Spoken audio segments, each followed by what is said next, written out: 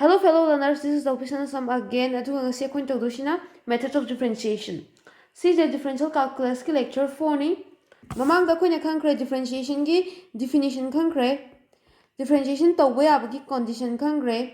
Aduga trigonometry ki standard derivatives khai khangkre. Ngasi akhoi na tawdusina differentiation tawba ki different types of method to hairamge. So first up, chain rule or substitution method. See method is next differentiation using trigonometric identities. Mathang the implicit function differentiation. Mathang the parametric function differentiation. Mathang the logarithmic differentiation. Mathang the second order derivatives topa. Ngasi akhoi na mamut tana tawdoi sikram mano ha matamda substitution method or chain rules ni ko. Yengsi akhoi substitution method tawbada deal tawdriba function ja function of a function ko ba habidi function abagi manung da function yauksan doiba yai ko akhoi sise kamaina ne khan be ha matamda f ko function ji gi manung da ne g ko function ama yauri ne ba ko sise f ki manung da x yaw bu gumani habidi function ki variable ji x obu gumani mana manung gi function akhoi ngak tang variable ne khan doba habidi dy by dx y is derivative log hai tardi manung ki function ja akhoi put g of x equal to u using ngak variable ne na khan jaba tardi d by dx y gi modu shishin do natra f of u silani ko yani ngi ko ado tardi kamana mu tawni ha matamda se u leina se x leina atardi ke tawre function je diffraction of variable ko igo sija hadi sida variable mana da buze function ki variable jiga function ki variable jiga akhoi derivative log doriba variable jiga mana da tari diffraction of variable ko na variable mana na bedamakta du substitute orni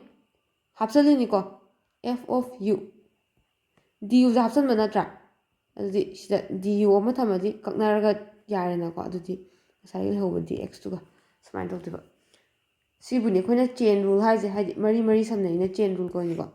swai kitang abstract oire aduna example or yengse example or kan gyan tarakani so example or kan da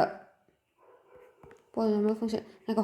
hana trigonometric function ama gi manung da trigonometric function ama leiba hana lawsi ama ek hajalage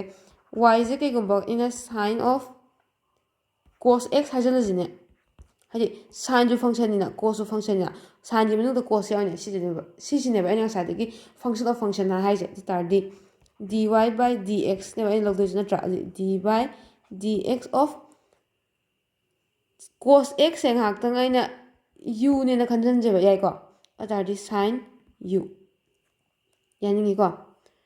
adu tardi d by du of sin u lai ko adu ga ngasai du by dx ha ge na tra atardi si sin की differentiation with respect to sin u की differentiation with respect to u log tardi mamang da khangkra lecture 2 da lecture 3 da cos of u tarni yai ko thame next du by dx na tra aduga u je kai ne ba cos x ne ba adu tardi cos u d by dx of u gi mohutta cos x cos u cos x differentiate tau tardi minus sin x yani ko u je kai no aina lawsan ki value do mane piram da do cos na tra adi cos of cos u minus sin x atardi minus cos sin mamang thongge phajana ba sin of x cos of cos x yani ko x ogadam substitute to boida shini chain rule haije ahan ba to budadi kitang abstract oi bai tap to bune duga khanjin sum tora kan lai bune sije angon da maths tak pira ko jana this is something rule na trick macha ma tak pire do something rule je like direct lai budi na te sigi rule je akhoi ojana simplify tora tak pirak bane akhoi sarna tak pirak ko matam da sigi manung gi function ja ama hekta something ne na lawsaloba kainom hekta u je something ne na lawsaloba kyan dai ko yengse dy dx of sigi 1 jini ko into is sin ax plus b there na ko Sigi manung de something ne na khanjeba ngaktan ko atardi differentiation of something differentiation of sign something di differentiation of sign di cos na draw cos something do kai le arai bi ti salo something a plus b yai ko mapan gi function differentiate taw loi gre manung da changsi manung da amka differentiate taw tardi ax plus b ji di polynomial function ni na ana a different a sidani differentiate taw to x le ba atardi ax differentiate taw tardi a ji di constant ni na mapan thola ani x differentiate taw tardi 1 tare b ji di constant ni na 0 tare ana answer je a cos ax plus b tare yaningba yanta haude amuka tawsi sin cos log of x sisu something ne na khansi d by dx of sin lereba manung je something ne ba yai ko sin cos of log x so sin some differentiation of sin something adu tardi cos something do kaino cos log of x natra next first layer function differentiate taw lore second layer function changji mathang ga leje kaino cos something ki differentiate taw tardi minus sin something je kaino log of x second layer differentiation taw lore third layer changji function ahum lebe ni ko layer mathang changi ja log की derivative से हारम दो मान दे log की derivative से कहीं ना हमें तम the d by dx of log of x से 1 by x निको नोट अन्य कंजल लॉसी जे तो तार दी log की differentiation third layer function log की differentiation तो तार दी 1 by x तार तो तार दी इसे कमाई इथों पे हमें तम the minus sin log of x ले रहे cos log of x divided by x क्या देखो next function जी कौन करता उसे तारी d function equal to sin 10 log of e to the power x e से Euler's number निको function मरी निको layer मरी क्यों काय जे तौसी d by dx of f of x is equal to first kana leba sin kana sin of something ki differentiation di cos of something di kana no deba manung ga leba function ki loi mak something ni ko isan ji 10 log e to the power x first layer lore second layer 10 ki derivative 10 of something ki derivative di sec square something makha de rin ko si chan de sec square something di kana log e to the power x ya ko next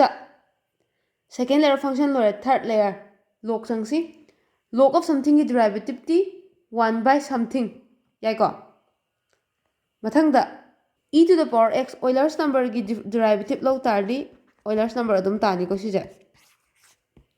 sa de note ma chaw ni iramage the derivative of log of x equal to 1 by x mamang de sinagre derivative of e to the power x adum tani sigi derivative se sije hojik takpadi am normally matung tana kaino class 12 loraga maths taw tare tamakhini ko adum kan oin tamu hojik ti dum khangzalo haji kesu yam kan lubu nate sigumba amani jar kani calculus tambada habdi calculus se first time introduce tawbuni na khangzalo khara layer khang kini sisu se yingsi third layer function book tawgre mathang da fourth layer function e to the power x ki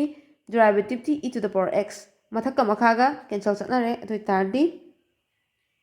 cos 10 log e to the power x mathang da sec square log e to the power x answer sila ken ta hoy ko bonus oni answer ki like tiaw question amaka khotlange sin of x square plus 5 have a function je sigi derivative puthok tardi function equal to sin of x square plus 5 netra d by dx of f of x equal to sin of something na translate ja tardi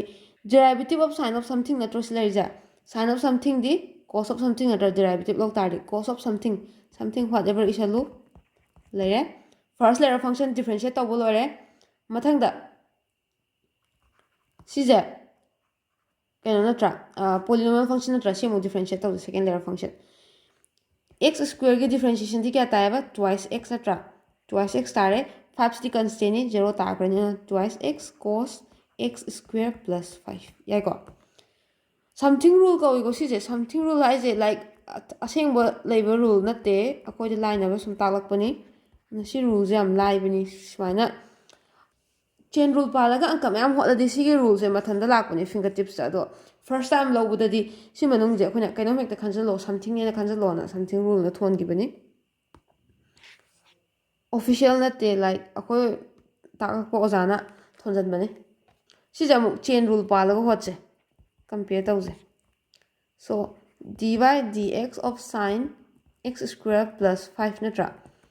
ꯇꯥꯔꯗꯤ ꯉꯁꯥꯏ ꯂꯧꯕꯗꯣ ꯀꯩ ꯑꯩꯅ ꯍꯥꯏꯕꯗꯣ ꯀꯩ ꯁꯤꯁꯦ ꯃꯅꯨꯡꯒꯤ ꯐꯪꯁꯟꯁꯦ ꯌꯨꯅꯦꯅ ꯂꯧꯁꯜꯂꯣꯕ ꯇꯥꯔꯗꯤ put x square plus 5 equal to u ꯍꯥꯏꯁꯦ ꯑꯩꯅ ꯄꯥꯝꯕ ꯚꯦꯔꯤꯑꯦꯕꯜ ꯑꯃ ꯍꯦꯛꯇ ꯂꯧꯔꯅꯤ z ꯂꯧꯒꯦꯔꯥ x ꯂꯧꯒꯦꯔꯥ ꯂꯧꯅꯤꯡꯕ ꯑꯃ ꯍꯦꯛꯇ ꯂꯧꯕ ꯌꯥꯏ x ꯇꯤ ꯃꯥꯟꯅꯔꯦ ꯅꯨꯡꯉꯥꯏꯔꯔꯣꯏ so dy dx of sin of u ꯇꯥꯔꯕ diffraction of variable ꯊꯣꯛꯑꯦ ꯑꯅ variable ꯃꯥꯟꯅꯅꯕ ꯍꯥꯟꯅ ꯍꯣꯠꯅꯁꯤ dy du ꯊꯝꯃꯦ sin of u ꯂꯩꯔꯦ u ꯁꯤ ꯊꯝꯃꯝꯅꯤꯅ ꯃꯊꯛꯇ ꯑꯃ ꯄꯣꯔꯛꯑꯅꯤ ꯉꯁꯥꯏ ꯂꯦꯝꯍꯧꯕ dx ꯇꯨꯒ ꯌꯥꯏꯀꯣ variable ꯃꯥꯟꯅꯔꯦ ꯑꯗꯨ ꯇꯥꯔꯗꯤ differentiation ꯇꯧꯕ ꯌꯥꯔꯅꯤ sinꯒꯤ differentiation D cos of u ꯅꯠꯇ꯭ꯔꯥ dy dx of u ꯗꯤ ꯀꯅꯥꯅꯦ ꯍꯥꯏꯈꯤꯕ x square plus 5 ꯑꯩꯈꯣꯏꯅ ꯉꯁꯥꯏ substitute ꯇꯧꯈꯤꯕꯗꯣ ꯑꯗꯨ cos of u differentiate ꯇꯧꯔꯗꯤ x square ꯒꯤ differentiation ꯗꯤ twice x 5t constant ని differentiate ꯇꯧꯔꯀꯥꯟꯗ 0 ꯆꯠꯈ꯭ꯔꯅꯤ ꯑꯗꯨꯅ twice x ꯈꯛ ꯂꯩꯍꯧꯔꯦ u ꯒꯤ ꯑꯁꯦꯡꯕ value ꯁꯤꯟꯖꯜꯂꯛꯑꯁꯤ cos x square plus 5 twice x ꯌꯥꯏꯀꯣ ꯆꯞ ꯃꯥꯟꯅꯩꯀꯣ ꯁꯤꯁꯤꯒ ꯁꯤ ꯇꯥꯔꯤꯕ ꯚꯦꯂꯨꯁꯤꯒ ꯁꯤ ꯇꯥꯔꯤꯕ ꯚꯦꯂꯨꯁꯤ ꯆꯞ ꯃꯥꯟꯅꯩꯀꯣ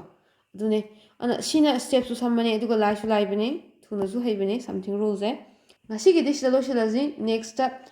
differentiation using trigonometric identities ꯇꯧꯁꯤ ꯁꯤꯁꯦ ꯑꯩꯅ ꯍꯧꯖꯤꯛ ꯄ꯭ꯔꯣꯕ꯭ꯂꯦꯝ ꯑꯃꯅꯤꯇꯪ ꯍꯣꯠꯄꯩ ꯋꯥꯅꯤ ꯄ꯭ꯔꯣꯕ꯭ꯂꯦꯝ ꯍꯟꯖꯤꯟ ꯍꯟꯖꯤꯟ ꯍꯣꯠꯇ꯭ꯔꯗꯤ ꯁꯨꯡꯍꯩ ꯍꯩꯔꯛꯑꯣꯏ ꯑꯗꯨꯅ ꯍꯟꯖꯤꯟ ꯍꯟꯖꯤꯟ ꯍꯣꯠꯂꯣ next ꯚꯤꯗꯤꯑꯣꯗ ꯊꯦꯡꯅꯔꯁꯤ till then keep learning keep exploring and stay fabulous